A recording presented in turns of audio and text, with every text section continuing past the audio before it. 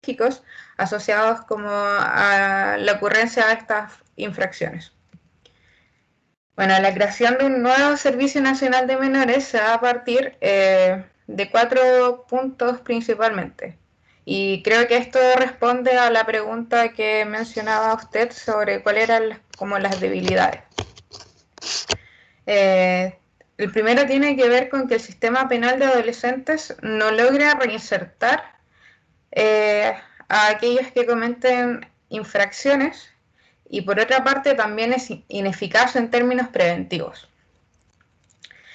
También los centros privativos de libertad tienen condiciones muy similares a las del sistema penitenciario común, pese a que se están tratando de menores de edad en procesos de desarrollo. La regulación vigente no ofrece criterios de especialización, sino que solo de jurisprudencia, y la administración del Estado ofrece condiciones precarias para implementar la normativa relacionada con la materia. Esos eran los puntos centrales sobre el panel expuesto por Francisco Estrada.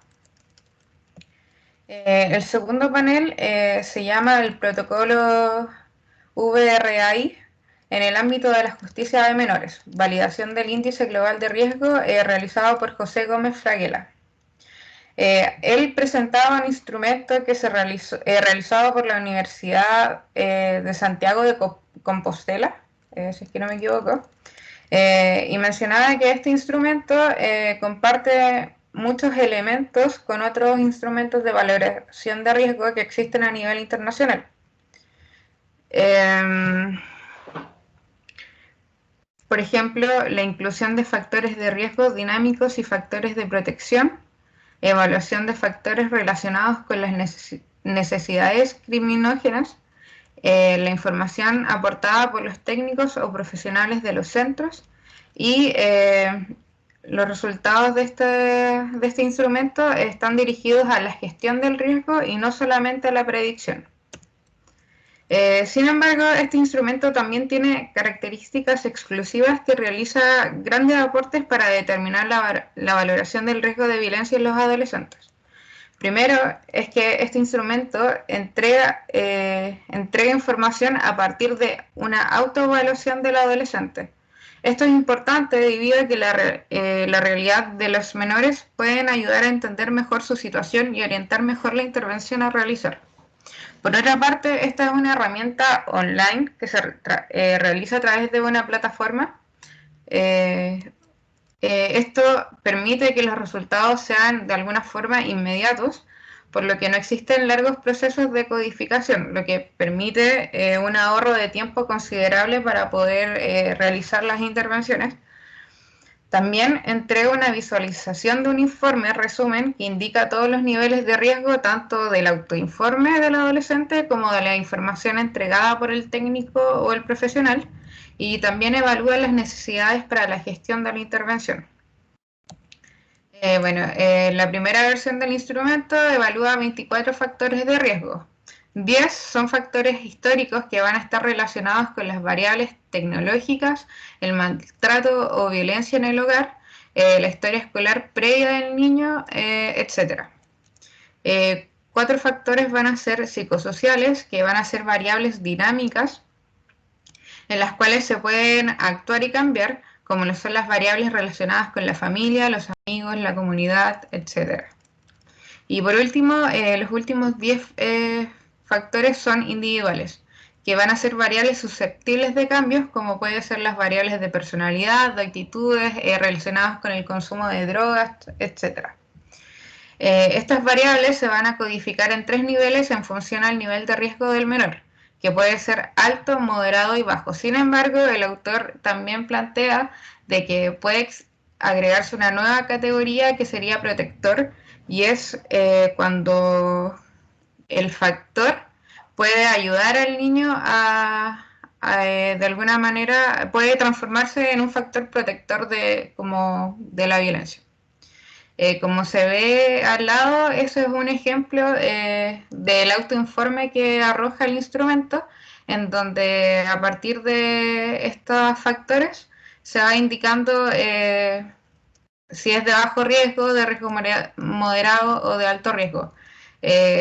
Lo mismo pasa con el informe que se genera a partir de la información del técnico o del profesional. Eso, al entregar un perfil de riesgo tanto del autoinforme como de la información de los técnicos, va a permitir ver las posibles discrepancias existentes entre la percepción del menor y la percepción del técnico. Y esto va a ayudar a también poder reflexionar sobre la situación y poder como gestionar la mejor intervención, por así decirlo. Y por último, el tercer panel tiene como nombre problemas vinculares, disfuncionalidad familiar y abuso sexual como factores predictores de riesgos de conductas delictivas en población adolescente en Chile, realizado por Viviana Zambrano. Esta era la primera parte de un estudio de tesis doctoral, en donde el objetivo general consistía en determinar la relación de variables de victimización y conductas delictivas en población adolescente que ha pasado por el sistema de protección chileno, en donde los objetivos específicos tenían que ver con identificar factores de riesgo y de protección del comportamiento violento o delictivo entre adolescentes y identificar factores de riesgo y protección del comportamiento violento o delictivo en adolescentes, infractores de ley que han pasado por el ámbito proteccional y, por último, comparar los factores de riesgo que pudieran predecir la iniciación de conductas delictivas en adolescentes victimizados o protegerles frente a trayectorias de victimización. Todo esto está fundamentado a partir de 3 núcleos fundamentales. El primero tiene que ver con las variables de victimización. Autores como Young, González Blanc, Humphrey y Van Brunschot, Lover y Farrington, entre otros, coinciden en que la desventaja social, el desenganche escolar, el consumo de drogas, intervenciones sin éxito, maltrato infantil, abuso infantil y padres y cuidadores abusivos serían predictores de inicio de carreras delictivas. Por otra parte, en los estudios internacionales y nacionales, en el ámbito internacional afirman estudios que quienes pasaron por el sistema de protección infantil tienen mayores posibilidades de encontrarlos en el sistema infraccional adulto. Sin embargo, en Chile existen ciertas lagunas en la medición de estas variables relacionadas con el tránsito del sistema de cuidado al sistema infraccional. También propone las principales teorías que pueden explicar este fenómeno, en donde está la teoría integradora de Farrington, que propone que la delincuencia surgiría de un proceso de interacción entre el individuo y el ambiente, traducida en bajos logros escolares, presencia de delincuencia en la familia, dinámicas maltratantes, pobreza familiar, entre otros. Está la teoría ecológica de Bronfenbrenner, que propone que la conducta responde a procesos ecológicos, fenómenos de continuidad y cambio en confluencia de las experiencias biopsicosociales. Y está el enfoque de la complejidad evolutiva de Le Calenier, Kushner y Guajardo, en donde se plantea que los seres biológicos tienen tendencia a la homeostasis, lo que va a permitir al ser humano explicar la adaptación y la autoorganización.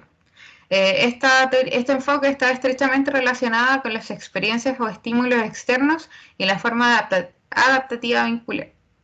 Finalmente, las conclusiones o los principales hallazgos que se encuentran en este estudio, desde Farrington y Bronfenbrenner, arrojan que para la población adolescente chilena las variables se enmarcan en problemáticas vinculares familiares, de apoyo y social, y de reparación de maltrato grave. Quienes han sido víctimas de abuso sexual realizan más actividades delictivas.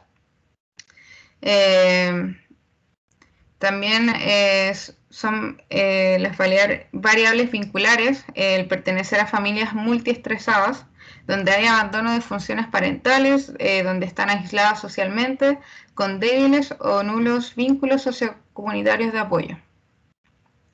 Y desde el enfoque de Lecalinier, Kushner y Guajardo, destacan en adolescentes en lo proteccional variables asociadas a recursos protectores. Acá llama la atención que hay una fuerte relación entre los recursos de apoyo positivos, generarían factores de personalidad negativos. Básicamente lo que decía era que mientras mejor se les trataba a los adolescentes, estos se comportaban de manera mucho más hostil. Y esto debido al concepto de adaptabilidad vincular. Y ahí el autor explicaba que, por ejemplo, si un niño estaba o estuvo constantemente expuesto a maltratos, cuando uno lo tratara bien, iba a reaccionar de forma violenta porque eso es la única forma en la que él sabe reaccionar y el que uno lo trate bien, por así decirlo, es como algo extraño para él. Por eso al final se comporta peor para poder provocar en esa persona lo que en el fondo conoce que es el maltrato. Eh, y eso es todo.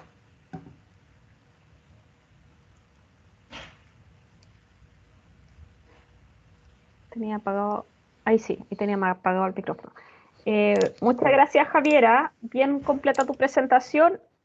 Bueno, yo quizá te debía haber explicado más este tema la semana pasada, pero claro, la idea es, sobre todo, como dado que esta parte del curso, la unidad está centrada en justicia juvenil, lo que nos interesa sobre todo es que expongan las presentaciones que estén más relacionadas. Entonces, la más pertinente, digamos, en este caso, en esta mesa, era la primera, digamos, de Francisco Estrada.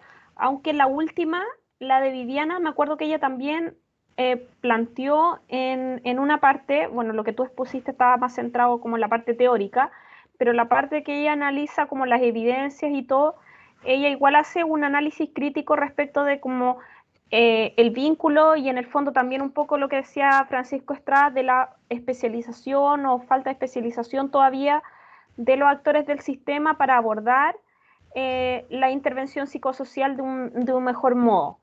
Entonces, claro, hay fortaleza, digamos, en algunos equipos o en algunos programas bueno, porque ciertamente hay distintas instituciones, como ustedes saben, Sename provee este servicio hasta a través de los programas, digamos, de infractores de ley, a través de un sistema de subvenciones, digamos, igual como funciona la escuela. Entonces, como un sistema de subvenciones, hay programas de distintas organizaciones no gubernamentales, sin fines de lucro, distintas a nivel, digamos, de país. Por ende, hay una gran diversidad de programas en tanto calidad, profesionales, estabilidad, etcétera.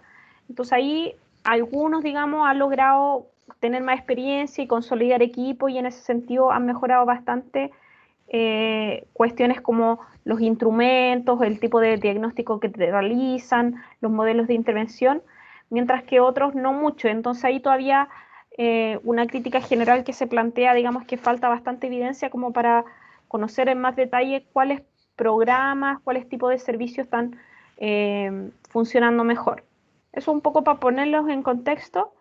No sé si quisieran hacerle alguna pregunta a Javiera o comentar más bien. Me gustaría ver si alguien más revisó o estuvo presente en esa mesa que quisiera, aprovechando la exposición que ya hizo Javiera, también exponer algo sobre, por ejemplo, o discutir sobre el tema que expuso Francisco Estrada. No sé si alguien más preparó una presentación sobre esta mesa que quisiera exponer ahora o sobre otra de las mesas de justicia juvenil que estuvieron en el Congreso.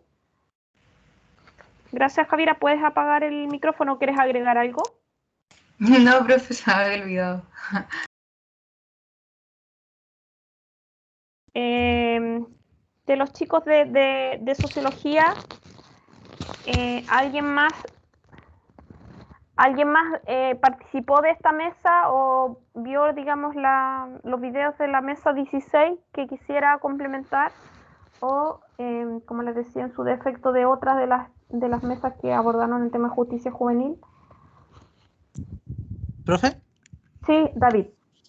Yo, a ver, no recuerdo qué mesa era exactamente. Yo estuve presente el viernes pasado en la tarde en el seminario. También teníamos preparado una presentación. Ya.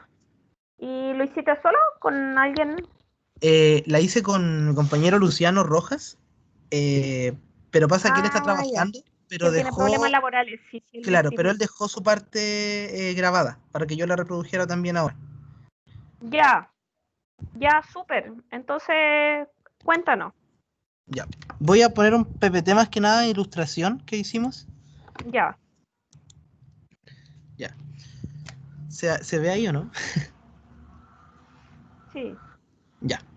Disculpen por el ruido, es que estoy al lado de una ventana, así que si es que hay mucho ruido en algún momento. Bueno, nosotros nos centramos netamente en una de las 3 presentaciones, que es del control del grupo primario en comportamiento de conducción y consumo de alcohol. Este estaba netamente dirigido a jóvenes y fue un estudio que se realizó en base a esto. La pregunta específica del estudio era cómo influye el control del grupo primario sobre el comportamiento de conducción y consumo de alcohol, en este caso de los jóvenes. Tienes que agrandar el PPT porque si no se ve como muy chiquitito. Perdón, se me fue. Ponerlo como diapo. Se me fue. Abajo, ¿no? Ahí, bueno, ahí también.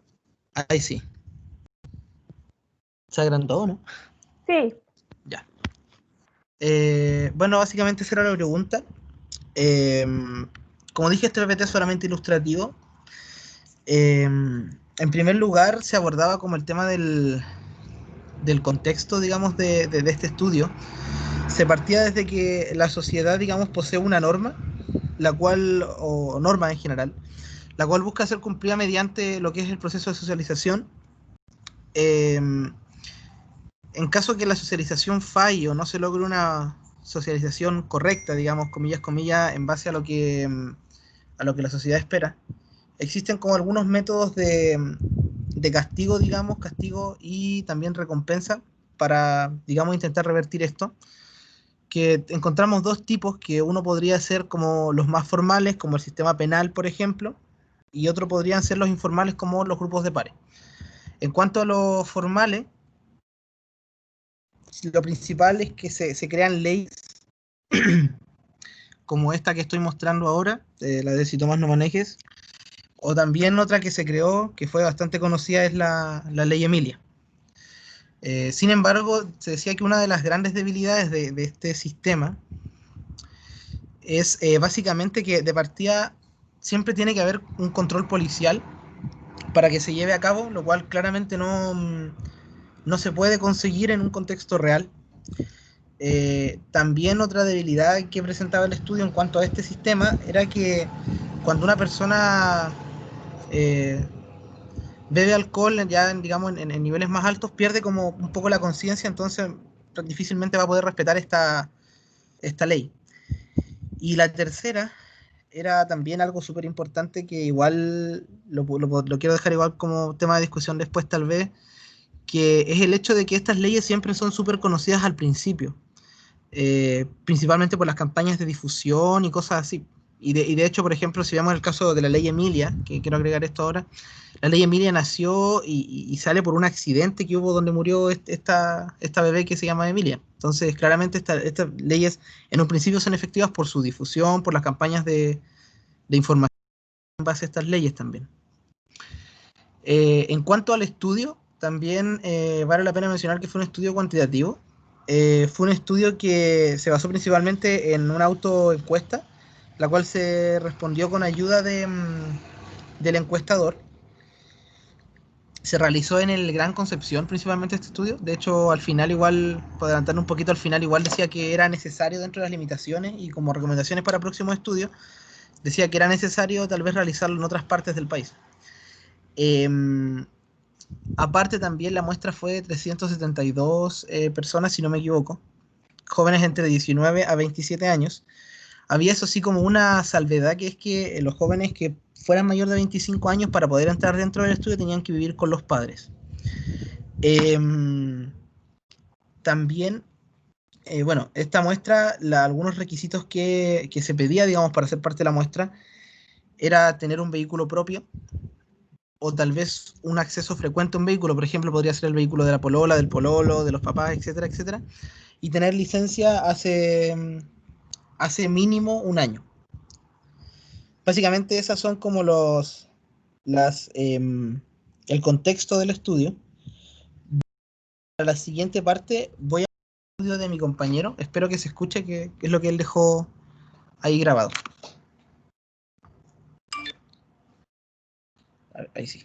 Bueno, en cuanto a los resultados, se buscó correlacionar la variable dependiente perfil de riesgo con diferentes grupos de variables, entre ellas perfil demográfico, disuasión, autocontrol, control parental y control de amigos. Tras aplicar la regresión en cada una de estas variables, se obtuvieron correlaciones significativas. Vamos a partir mencionando los controles informales. Acá entonces partimos con autocontrol, que explica un 32,4% de la varianza.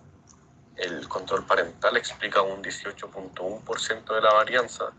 Y el control de amigos explica un 16,2% de la varianza. Por otro lado, también se considera un control más formal que se refiere a la disuasión, que tiene que ver con la anticipación a la posible sanción que tiene manejar en estado de ebriedad, pero esto explica un 18,3% de la varianza. Y en cuanto al perfil demográfico, acá se encontró que las mujeres tienen menor riesgo de conducir en estado de ebriedad, un perfil de riesgo más bajo. Bueno, estos resultados llevan al autor, al investigador, a concluir que el perfil de riesgo en la conducción y consumo de alcohol está influido por el control y presión informal que ejercen los grupos primarios sobre los jóvenes. También que el control informal de los grupos primarios sobre el perfil de riesgo no sería excluyente con los factores de disuasión y la interiorización de normas y valores en materia de conducción responsable, sino que son más que nada complementarios y es a donde se debería apuntar, como para que entre ellos generen una sinergia que conlleve como una mayor prevención y concientización en cuanto a esta materia. Y también por último, el investigador abre unos lineamientos que podrían dar cuenta de hacia dónde podrían apuntar estos resultados, como a modo de generar como los cimientos de futuras políticas públicas sobre a dónde deberían apuntar en cuestión.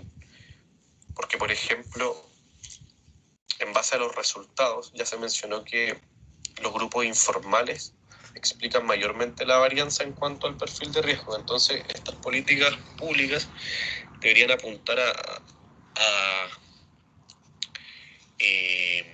concientizar o a los padres de cómo deberían abordar esta temática con sus hijos, o siendo niños o adolescentes, antes de obtener la licencia de conducir. Además, también las campañas que han salido, como por ejemplo esa campaña que menciona: si vas a conducir en estado de ebriedad, entrega las llaves. Quizás cambiarla, como menciona el investigador, por una que diga algo como: si tu amigo va a conducir en estado de ebriedad, no lo dejes conducir, porque ahí ya se le está como otorgando esta responsabilidad al grupo de control de amigos, que, como se mencionó, explica un 16,2% de la varianza, que igual es algo significativo. Entonces, hacia allá deberían ir los esfuerzos para reducir los accidentes. Bueno, esa fue nuestra presentación. Muchas gracias. Bueno, esa es la parte que tenía que decir mi compañero.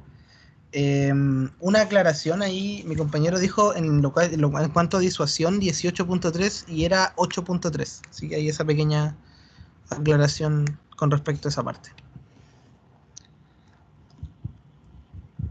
Esa fue nuestra presentación. Ya, muchas gracias. Hoy yo tengo una pregunta y después le voy a dar la palabra a los compañeros si quieren preguntar o comentar algo.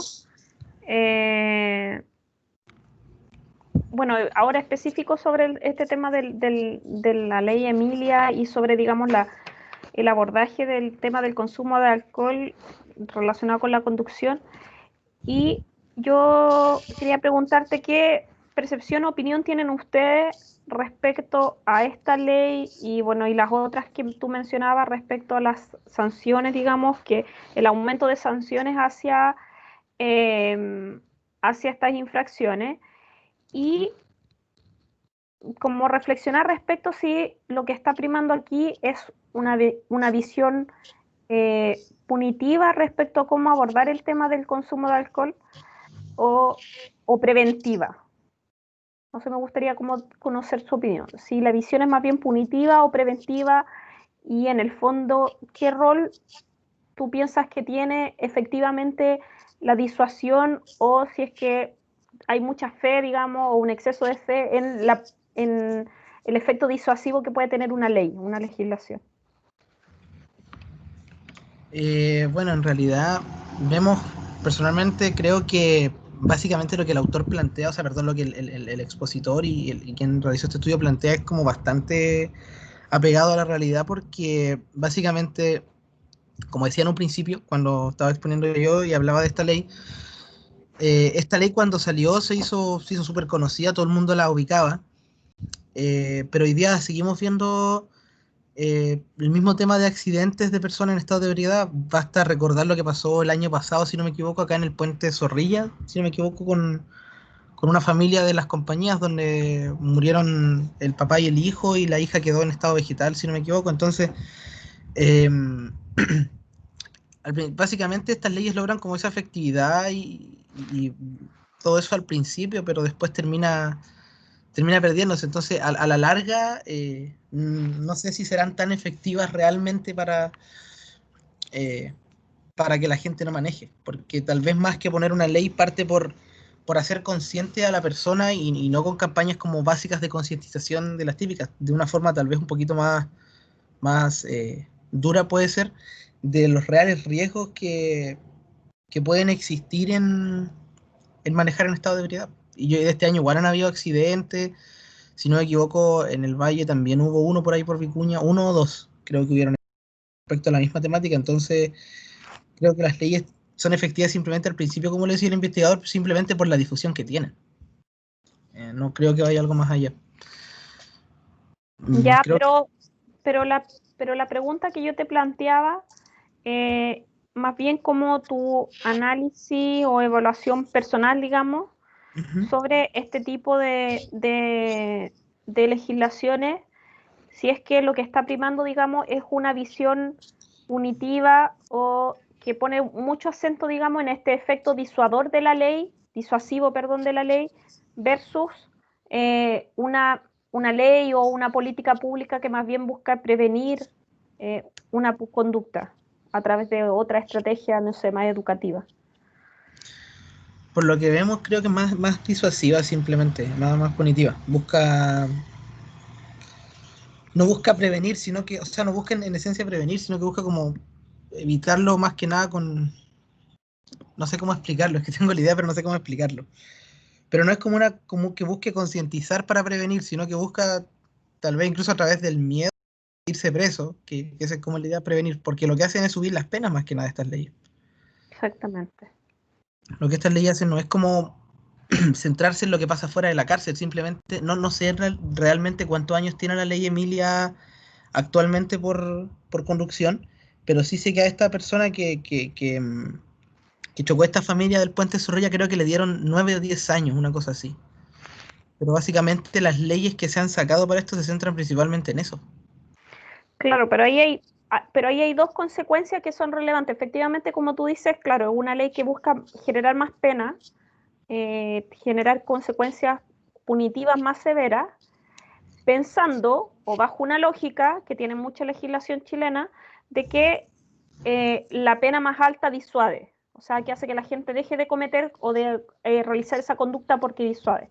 Cuestiones que en principio es errónea porque la evidencia demuestra que la mayoría de las leyes, digamos, no generan efectos disuasivos, o el efecto disuasivo tal como identificaba el expositor y como plantea David, el efecto disuasivo suele tener un corto impacto temporal, digamos. Tiene impacto en el contexto que se está discutiendo, debatiendo la ley, que la ley sale y que viene como la primera etapa de campaña, pero ese efecto disuasivo se diluye en el tiempo.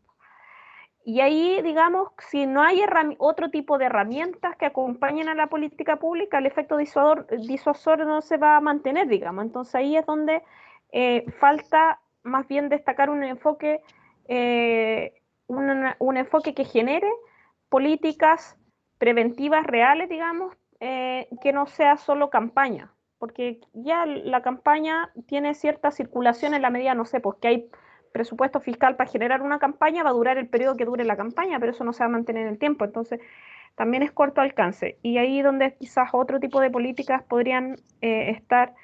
Y el segundo es que también, yo todavía no he visto estadístico más, por lo que he escuchado en esta exposición y en otra, ha habido una consecuencia indirecta de esta ley, es que dado que requiere, como decía el compañero, del control policial, o sea, de que el policía controla a la persona y mida que efectivamente el nivel de consumo de alcohol para luego generar el proceso, digamos, penal, ha constituido un incentivo para que las personas que estén involucradas en accidentes abandonen el lugar. Cuestión que también es compleja porque en algunas circunstancias puede ser que la persona ocurra, digamos, el accidente y la persona toma medidas como de auxiliar a la otra persona o al auto o quien sea. Cuestión que con esta ley más bien ha ocurrido que se da más la situación de que ocurre el accidente y la persona huye. Entonces ha generado una consecuencia, digamos, no deseada, que puede ser mucho más compleja porque puede derivar en que si la persona no tiene auxilio rápidamente pueda generar una secuela más grave. Y ahí me gustaría pedirles, preguntarles la opinión a ustedes sobre este tema, digamos. Pero trasladándolo, digamos, más allá de la ley Emilia y de este tema, sobre más bien de este tema del enfoque punitivo que está detrás de gran parte de la legislación que tiene que ver con el abordaje del tema de drogas por una parte y también con el abordaje del tema de la responsabilidad penal juvenil. Y ahí no sé, a partir de su participación en la mesa y lo que expuso Javiera, digamos, y lo que ustedes pudieron ver en el Congreso, me gustaría que usted pudiesen plantear una reflexión al respecto. No sé quién quisiera hablar. Si no, los voy a nombrar.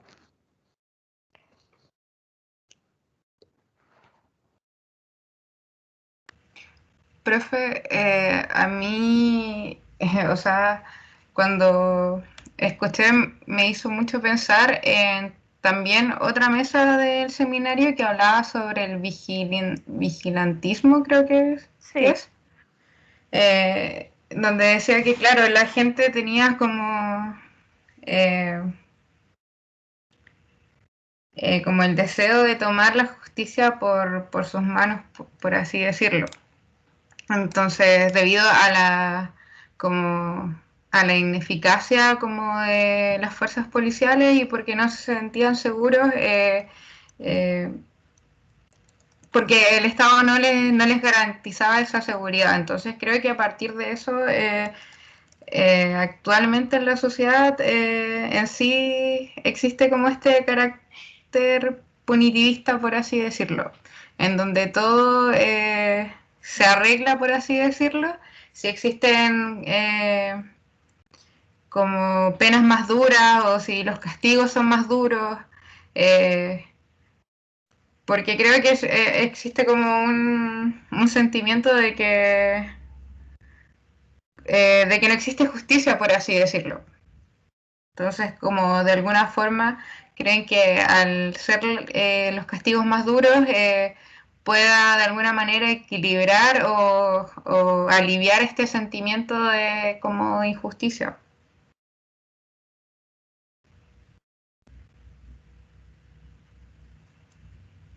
Claro, y en el fondo ahí se da una, digamos, dos posibles causas, esta sensación como de impunidad que lleva a la gente a actuar más allá, digamos, de la justicia, pero también está el otro tema del sentido común que prima ahí, que el sentido común en general tiende en muchas ocasiones a tomar respuestas autoritarias, digamos, a exceder, digamos, en el uso de la violencia y que puede esa respuesta terminar o traducirse en un círculo vicioso que va a generar consecuencias más graves, digamos. Entonces es una medida sumamente riesgosa. Eh, pero extiendo la pregunta, no sé, ¿alguien más quisiera comentar o bien, digamos, quién más quisiera exponer su participación, la mesa que haya estado asistiendo? Eh, no sé, ahí de los chicos de sociología, me gustaría que alguno pudiese presentar. Como les digo, basta con que resuman o expongan las ideas centrales de una de las exposiciones de la mesa que hayan participado. Y que puede ser alguna de las que ya los chicos comentaron, pero darle su propia visión, análisis crítico.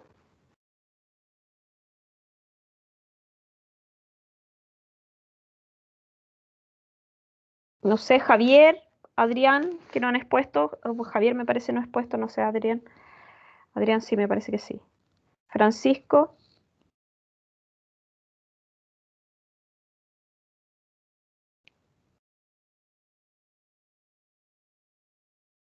si tienen algo preparado, o bien si quieren abordar alguno de los temas que hemos estado conversando, porque, digamos, la idea es que todos participen.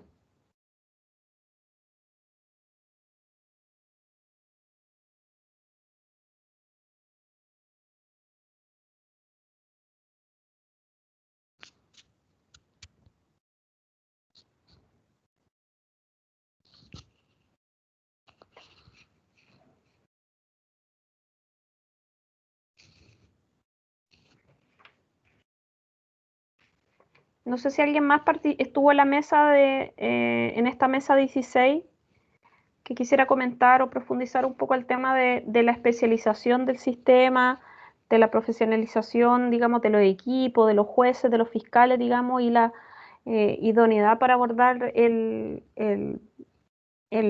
tema de la justicia juvenil. Bueno, para complementar, aunque esto lo voy a abordar más en detalle la próxima semana, quisiera mencionarles que, claro, cuando Chile ratifica la Convención de los Derechos del Niño en el año 90, hay principios fundamentales que define esta convención, bueno, y otras normativas internacionales que tienen que ver con la no discriminación, por ejemplo, el resguardar el interés superior del niño, la supervivencia, desarrollo y protección de los menores, bueno, eso en general uno de los principios de la convención.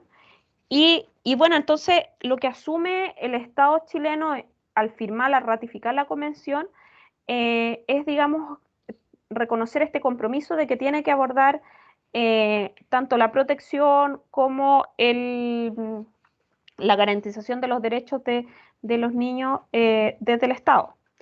¿Ya? Y ahí en ese marco, entre el año 90 y el 2005, hay muy poco avance en nuestro país, tanto en la línea de protección como en la línea de infracción a la ley, respecto de las reformas institucionales para mejorar el sistema de justicia. De hecho, hasta el 2005, cuando se promulga la ley, gran parte de muchos de los programas del Sename no estaban separados con claridad las vías de intervención respecto de protección de infracción a la ley. Y por otro lado, incluso muchos jóvenes que estando en el grupo de mayores, digamos, entre 16 y 18 años, eran, pasaban cuando eran dentro del proceso que se hacía el proceso penal, se sometían a un sistema, a un análisis de imputabilidad, y si los jóvenes eran considerados imputables bajo la ley adulto, porque no había un sistema juvenil, los encerraban o les daban la privación de libertad en cárceles de adultos, en secciones juveniles, digamos, dentro de las cárceles de adultos, pero ahí había un riesgo, aún estando en una sección específica, habían riesgos tanto criminológicos como de vulneración de derechos severas. De hecho, se dan muchas situaciones de abuso y otras, y en ese sentido el Estado de Chile no abordaba y no daba respuesta, digamos, a la situación de los jóvenes. Frente a esa situación, en el año 2006, y esto como para ponerle un poco de contexto, si no conocen como tan en detalle cómo fue el proceso como histórico en nuestro país, en el año 2006, el Comité de Derechos del Niño de Naciones Unidas realiza algunas recomendaciones respecto de la legislación chilena, indicando la urgencia del desarrollo y la institucionalidad, ya que, como les decía, en el 2005 se aprueba la ley de responsabilidad penal adolescente en noviembre de 2005, pero la promulgación se posterga por acuerdos políticos, digamos, la entrada en vigencia, digamos, se posterga hasta el 2007. Entonces, cuando Naciones Unidas, el Comité de Derechos del Niño, el 2006, hace la crítica al sistema, es porque todavía no se había promulgado la nueva legislación, y en ese momento se hacen críticas serias, por ejemplo, a este tema que les planteaba, de que hubiesen jóvenes que estuvieran siendo sancionados, condenados dentro de cárceles de adultos, con todas las vulneraciones de derechos que se producían, el que no hubiese una distinción clara de procedimientos judiciales para el grupo juvenil, y algunas de esas materias, digamos, se resuelven cuando entonces entra en vigencia en el 2007 esta ley de responsabilidad penal al adolescente, que entra en vigencia, como les decía, en junio del 2007, y ahí recién se toman, digamos, medidas como el generar este sistema de justicia juvenil como tal, que permite que para los adolescentes entre 14 y 18 años exista un sistema diferenciado claramente del de los adultos respecto al tratamiento de la responsabilidad penal, y ahí se fortalece la consideración de los adolescentes como sujetos de derecho.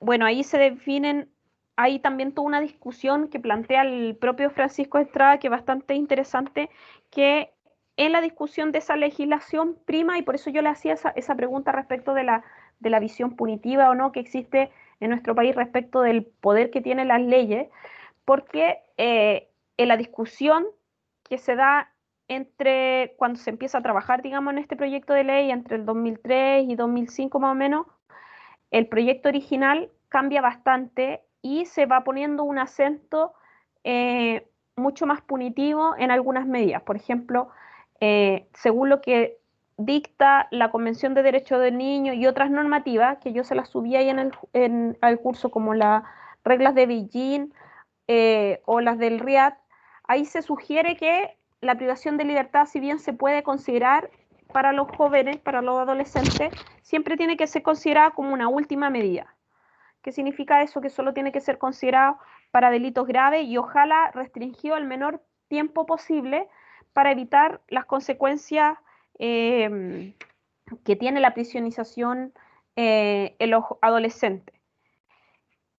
Y eso, por ejemplo, fue un tema que se discutió bastante en el periodo en que se estaba discutiendo la legislación, y finalmente quedó en el sistema de la ley 20.084 que sí iba a estar dentro de las sanciones la cárcel, ciertamente para delitos más graves, más severos, pero los tiempos de cárcel que estaban definidos inicialmente, que además iban a estar diferenciados entre 14 y 16 y 16 y 18, digamos, o sea, entre los dos segmentos, finalmente quedó igual para todo el grupo, y las penas más altas para los jóvenes inicialmente tenían como un máximo, si no me equivoco, que era 5 años, y finalmente quedaron con un máximo de 10 años, que es bastante alto en términos de tiempo, considerando, digamos, las características que tienen los jóvenes. O sea, eso significa que un joven que comete un delito grave como homicidio no sé, a los 15, a los 16 años, puede terminar con una pena de privación de libertad de 10 años. Y eso, bueno, y eso tiene que ver, digamos, más allá de entrar en detalle, digamos, de lo que dice la legislación, eso tiene que ver con ese debate donde ha primado en la visión política de los legisladores, digamos, esta visión sumamente punitivo, un enfoque punitivo en las características, digamos, de las leyes y poner sanciones, buscar estrategias para poner sanciones más altas y con un mayor uso de la cárcel, lo que también puede trasladarse, digamos, tanto a esta ley específica de la ley 20.084, pero también aplica al caso de la ley Emilia, y por eso les plantea esa pregunta. Que en el caso de la ley Emilia, claro, muchos comunicacionalmente defendieron esa ley por la situación, bueno, como se da en muchas leyes, se da una situación, un caso específico, bullado, que no sé, la muerte de un niño, imagínense lo que significa la muerte de un niño para la sociedad en general, un impacto muy fuerte, entonces se aprovecha como ese impacto comunicacional para generar todo un discurso político y en el fondo favorecer o respaldar legislaciones que tienden a reafirmar el uso de la cárcel y de las penas privativas de libertad como una solución frente a una problemática social que ciertamente está, digamos, o sea, es un problema grave de el riesgo que se genera en el contexto de que una persona conduzca bebida, ciertamente el riesgo severo, más cuando tienen accidentes con consecuencias mucho más graves que las personas que conducen y no beben. Eso está, digamos, comprobado. Pero más allá, digamos, de eso, no hay un debate o reflexión de fondo de si efectivamente el mecanismo de aumentar la pena, aumentar la sanción, va a ser la herramienta más efectiva en términos de política pública para evitar que esas conductas o disminuir que esas conductas sigan ocurriendo. Y efectivamente lo que ocurrió con la ley Emilia, de los antecedentes que yo he leído, no conozco una evaluación tan detallada, digamos, como les digo, de los datos de toda la tendencia desde que se aplicó, pero en general los análisis que hacen los analistas, digamos, jurídicos en esta materia es que en general el efecto ha sido más bien, ha tendido a disminuir, digamos, con el tiempo y no ha sido, digamos, el esperado por este tema, digamos, porque se le ha puesto mucha fe al efecto disuasivo de la pena y no se ha generado las herramientas de política pública para que esta ley, como otras, digamos, intervengan o aborden el problema desde una visión más preventiva, educativa. Por ejemplo, podría haberse aprovechado el contexto del debate y la discusión de esta ley para generar más herramientas para que se enseñe sobre temas de normas de tránsito desde los escolares, para que el sistema de los cursos y la asignación de las licencias de conducir tenga más restricciones, por ejemplo, otro tipo de medidas de políticas que la evidencia internacional en otros países dicen que pueden tener mucho más efecto.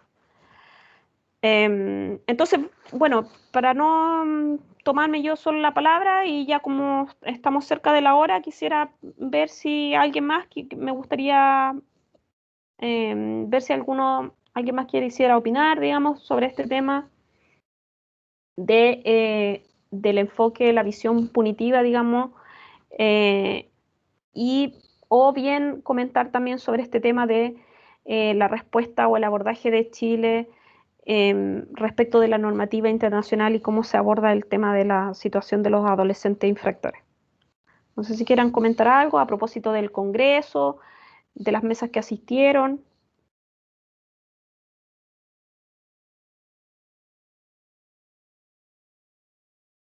Recordando además que esta actividad es evaluada y que la idea era que todos participaran, porque si no me van a obligar a ponerle otra evaluación.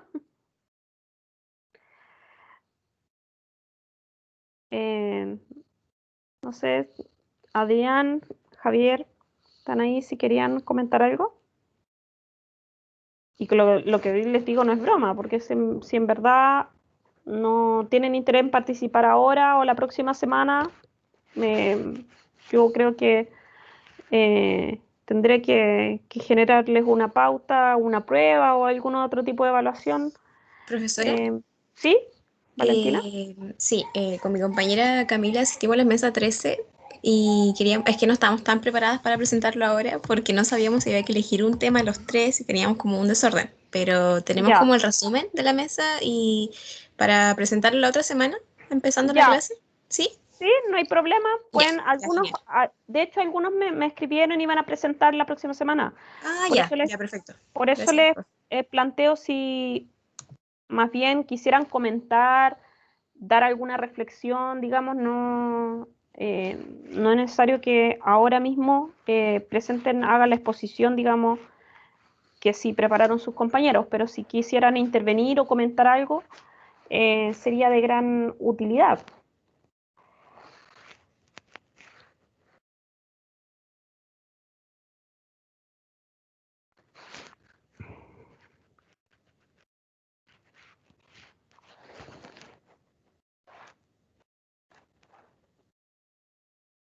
Entonces, no sé ¿Profe? si Valentina Sí, Javiera, dime. Sí, es que me acuerdo que en uno de los seminarios hablaron sobre las teorías de legitimación del castigo, y eso es lo que se me vino a la mente recién cuando usted mencionaba de que, claro, como que los políticos se aprovechaban de alguna manera como del asunto, el decir ya vamos a hacer, no sé, o vamos a endurecer las leyes, o vamos a hacer una nueva ley con respecto a eso, como de alguna forma usándolo con sus propios intereses, por así decirlo. Pero claro, ahí se va el foco de qué es lo que se puede hacer para realmente prevenir estos accidentes. Claro, como les decía, eso tiene que ver con un enfoque que bien se ha denominado populismo penal por esto mismo, digamos, porque los políticos buscan obtener un rédito, una ganancia política, digamos, en una lógica populista, en un contexto de debate, digamos, que ciertamente tiene muchos adherentes, porque la sociedad en general tiende a adherir cuando ocurren situaciones, piensen en delitos de impacto, bueno, como la ley Emilia, como lo que pasó con esta chica no hace tanto en Villa Alemana, que acabo de olvidar su nombre, que producto de, no sé si se recuerdan, producto de que este sujeto sale de la cárcel con libertad condicional, se genera todo un debate y un revuelo respecto de si se había aplicado bien o no la medida de entregar la libertad condicional y si se requiere endurecer el uso o más bien restringir el uso de la libertad condicional. Entonces, a propósito de situaciones muy particulares, de hecho, ciertamente que son de impacto y que no son situaciones que uno deba dejar pasar como sociedad, digamos, o sea, que hay que abordarla, pero frente a esa situación los políticos tienden a trasladar eso inmediatamente a una respuesta facilista, digamos, que tiende a utilizar el castigo como un mecanismo para ganar, digamos, apoyo o respaldo popular, sin que efectivamente la medida que se esté utilizando sea realmente útil para el problema que se requiere abordar. Y les planteo el tema de la libertad condicional porque es un tema súper debatible y que muchos tienden a adherir rápidamente al discurso de decir, no, es que hay que limitar la libertad condicional porque si no salen sujetos como este tipo. Cuando en la práctica en Chile el uso de la libertad condicional estadísticamente y comparativamente es súper bajo. O sea, no es cierto eso que dicen, digamos, de que la libertad condicional tiene un uso indiscriminado, de que se comete mucho error y todo eso. Eso no es cierto porque en nuestro país, si uno lo compara con muchos otros países, la libertad condicional se utiliza muy poco como herramienta de descongestión de las cárceles. Y claro, en este caso puede haber habido un error, pero ciertamente el error tampoco fue de parte de los actores del sistema, porque ellos cumplieron y siguieron con el procedimiento que estaba definido dentro de la legislación.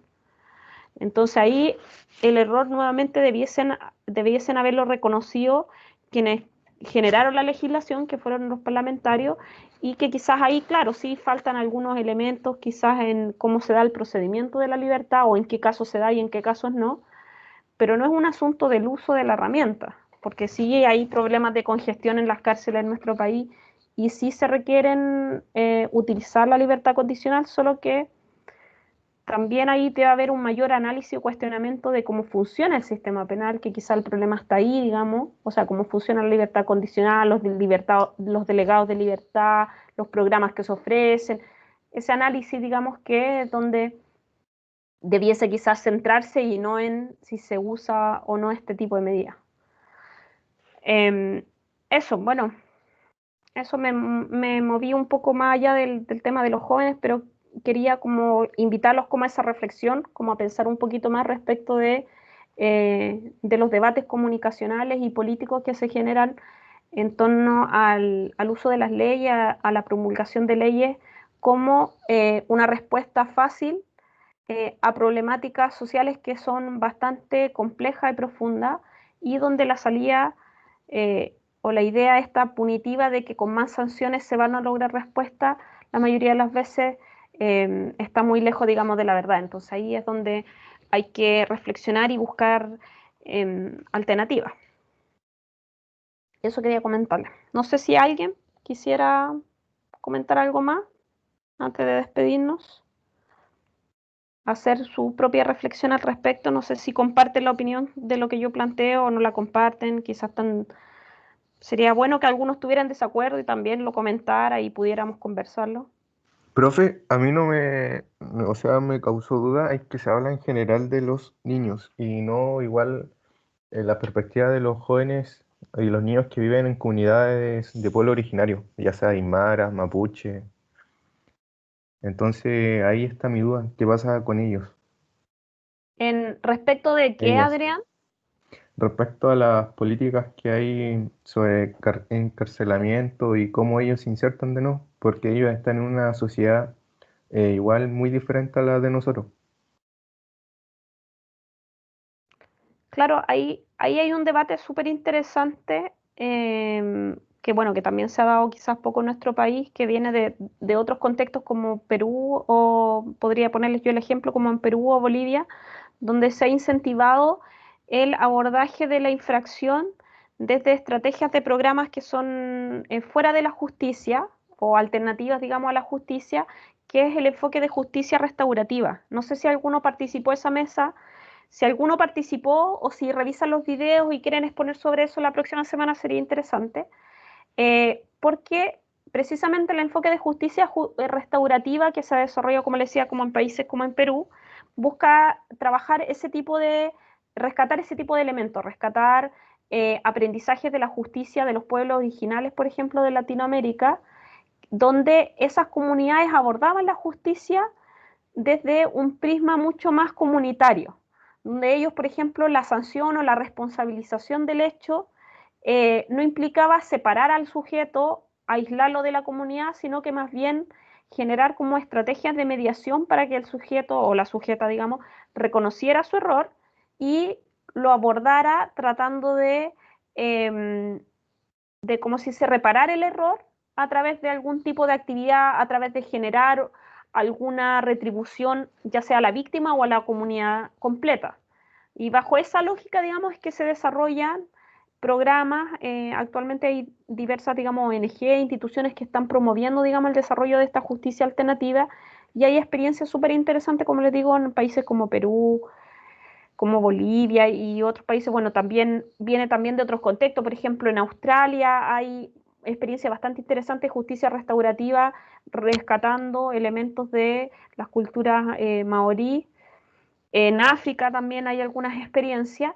Y en nuestro país, en el nuevo proyecto de ley, sí se está dando un poquito más espacio a ese tipo de estrategia y de hecho en este momento se están desarrollando programas piloto de justicia restaurativa y hay uno que se está desarrollando en Coquimbo. Todavía no he logrado contactar a la gente que está participando en ese piloto, porque me gustaría tener, digamos, más información cómo se está desarrollando, pero yo sé que se están desarrollando pilotos en Coquimbo y en otras regiones del país con ese fin, digamos, con el fin de generar un modelo que pueda insertarse en esta nueva legislación y se pueda reconocer como una estrategia de justicia que sea una salida más mediadora y que no tenga que obligar a los jóvenes a pasar por el sistema penal, que busque generar, digamos, una responsabilización y una sanción fuera de lo penal.